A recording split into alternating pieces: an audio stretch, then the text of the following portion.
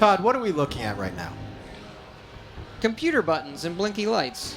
But why are we looking at so many computer buttons and It was just sort of a, you go 4 years on something with a group of 100 people, and that's what we spend our entire days doing. Like, we live with this.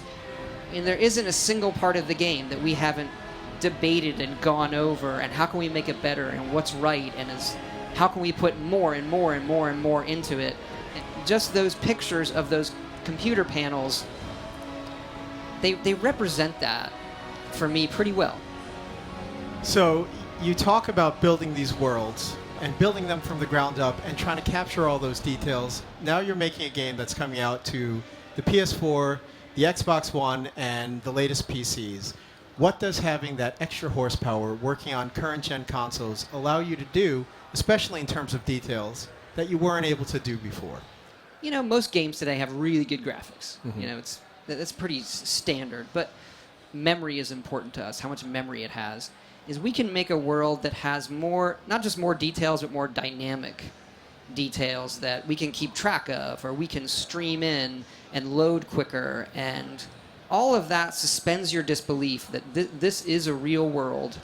So then when something crazy happens, a Deathclaw comes busting through, it's that much more real. It just allows you to really be part of that world, right? Yeah, or you stumble into an old, we like to do a lot of environmental storytelling, so you stumble into a bedroom where maybe somebody lived.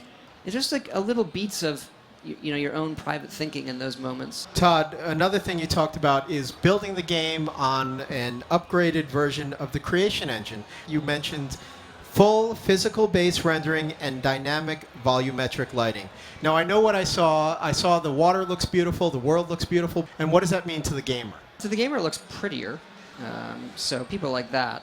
The volumetric lighting, when the weather rolls in, that sense of haze isn't just a series of effects that are on the screen. They're actually tessellated, polygonal volumetric lighting that is hazing the world, and it's really good for Fallout because we're doing a lot of things that, even though we have areas that load, we have a lot more things that don't load. So you're going to enter into like a destroyed house, and then those dust and light fog shafts that are coming through, various holes from where the sun is. It just creates an atmosphere that we haven't been able to do before. I mean, speaking of living in this world, one of the first things that I noticed that I think a lot of people noticed was how much more vivid the colors are, especially the blues of the sky.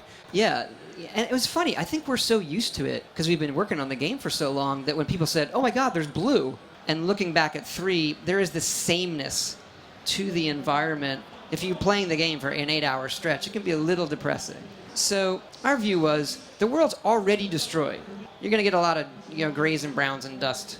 And Istvan Pele, our lead artist on it, was really into calling out things for your attention that had bits of color that we wanted to do anyway, so finding the right balance of that.